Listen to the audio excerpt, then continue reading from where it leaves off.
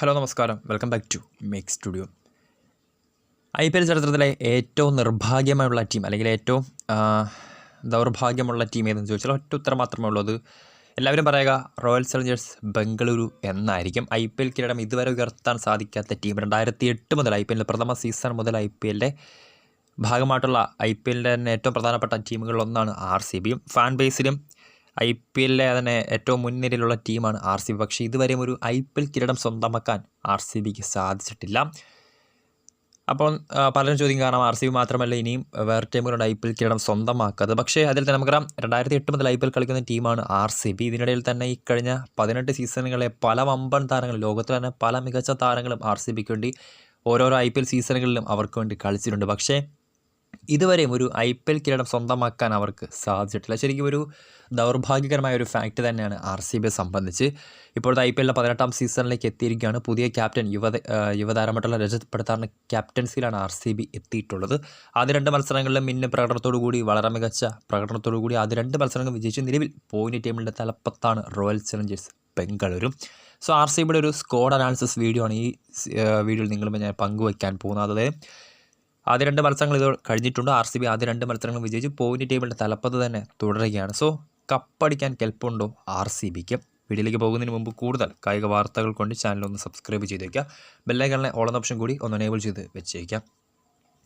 ഇത്തവണ ആദ്യത്തെ 2 മത്സരത്തിലും വിജയിച്ചുകൂടി തുടങ്ങാൻ RCBക്ക് സാധിച്ചിട്ടുണ്ട്. പുതിയ ക്യാപ്റ്റനുള്ള രജത് പടിത്താറിന് കീഴിൽ വളരെ മികച്ച പ്രകടനം തന്നെയായിരുന്നു ആദ്യ 2 മത്സരങ്ങളിലും RCB കാഴ്ചവെച്ചത്.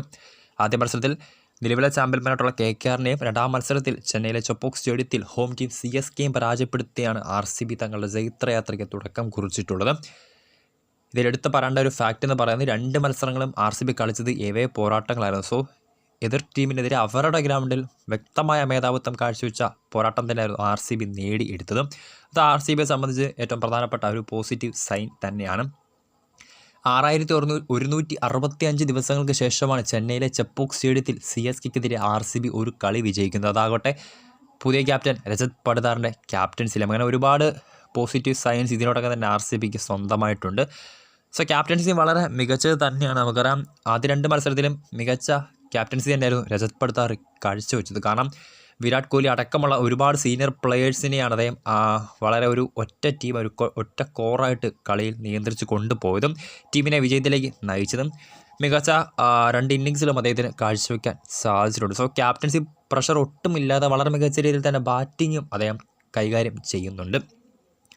കഴിഞ്ഞ സീസൺ വരെയുള്ള RCBയുടെ പ്രധാനപ്പെട്ട പ്രശ്നം ടീമിൻ്റെ കരുത്തായിരുന്നു. എന്നാൽ ഇത്തവണ ഒരുപാട് മികച്ച താരങ്ങൾ അവർക്ക് അവകാശപ്പെടാനുണ്ട്. ബാറ്റിങ്ങിലേക്ക് വരുവാണെങ്കിൽ വിരാട് കോഹ്ലിയുടെ ഫോം വളരെ ഇമ്പോർട്ടൻ്റ് ആണ്. വിരാട് കോഹ്ലിക്കൊപ്പം ഇത്തവണ ഇംഗ്ലണ്ടിലെ ബിഗ് ഹിറ്റർ ഫിൽ സോൾട്ട് എത്തിയിട്ടുണ്ട് ഓപ്പണിങ്ങിലേക്ക്. പിന്നെ നമുക്കറിയാം ലിയാം ലിവിങ്സ്റ്റൺ ഉണ്ട്,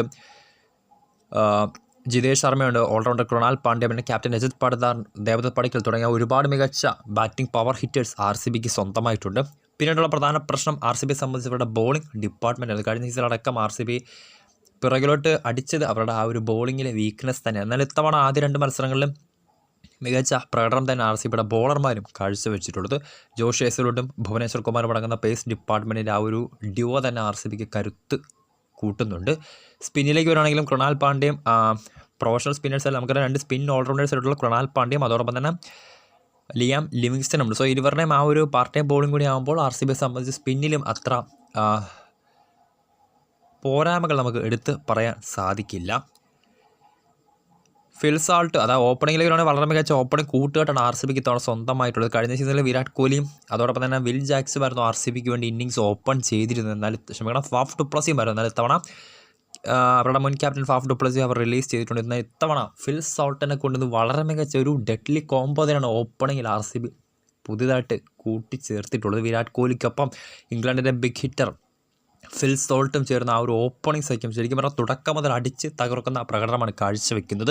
പിന്നാലെ ക്യാപ്റ്റൻ രജത് പടിത്താർ വരുന്നുണ്ട്, ദേവദത്ത് പടിക്കലുണ്ട്, ലിയാം ലിവിങ്സ്റ്റൺ, ജിതേഷ് ശർമ്മയുണ്ട്, ടിം ഡേവിഡ്, കൃണാൽ പാണ്ഡ്യ, അങ്ങനെ ഒരുപാട് മികച്ച ബാറ്റിങ്ങിന് ശരിക്കും പറഞ്ഞാൽ വമ്പൻ ഡെപ്ത് തന്നെ RCBക്ക് ഇത്തവണ പറയാനുണ്ട്. ബാറ്റിങ്ങിൽ ഒന്നിലധികം താരങ്ങൾ ഒരേ സമയം ഫോം കണ്ടെത്തുന്നുണ്ടെന്നത് RCBക്ക് കൂടുതൽ പ്രതീക്ഷ നൽകുന്നുണ്ട്. ഇത്തവണ കരുത്തുറ്റ ബാറ്റിംഗ് നിരയാണ് RCBക്കുള്ളതെന്ന് പറയും. ഇവരെല്ലാം ഫോമിലുമാണ്. സോ ഇത് RCBയെ സംബന്ധിച്ച് പ്രധാനപ്പെട്ട ഒരു ഫാക്റ്റ് തന്നെയാണ്. നേരത്തെ പറഞ്ഞ ബോളിങ്ങിനും അത്ര പോരായ്മകളില്ല. ജോഷ് ഹേസൽവുഡും ഭുവനേശ്വർ കുമാറും യശ് ദയാലും ഒക്കെ അടങ്ങുന്ന പേസ് ഡിപ്പാർട്ട്മെൻറ്റും കൃണാൽ പാണ്ഡ്യയും ലിയാം ലിവിങ്സ്റ്റണും സുയാ ശർമ്മയും ഒക്കെ അടങ്ങുന്ന ആ ഒരു സ്പിൻ ഡിപ്പാർട്ട്മെൻറ്റ് വളരെ മികച്ചത് തന്നെയാണ്.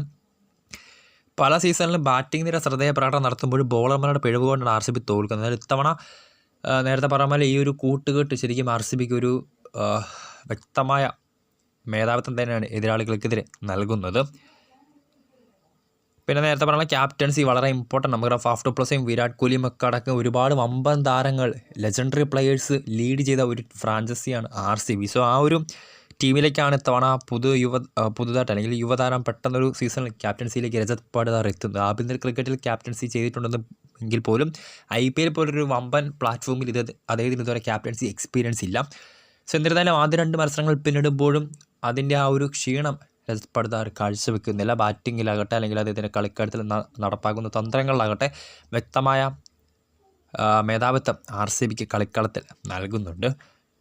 സോ എന്നാലും ഇത്തവണ RCBക്ക് ആ ഒരു കപ്പ് നേടാൻ സാധിക്കുമ്പോൾ വളരെ മികച്ച ടീം തന്നെയാണ്. വളരെ മികച്ച പ്രകടനവുമാണ് ആദ്യ 2 മത്സരങ്ങൾ പിന്നിടുമ്പോഴും റോയൽ ചലഞ്ചേഴ്സ് കാഴ്ചവെക്കുന്നത്.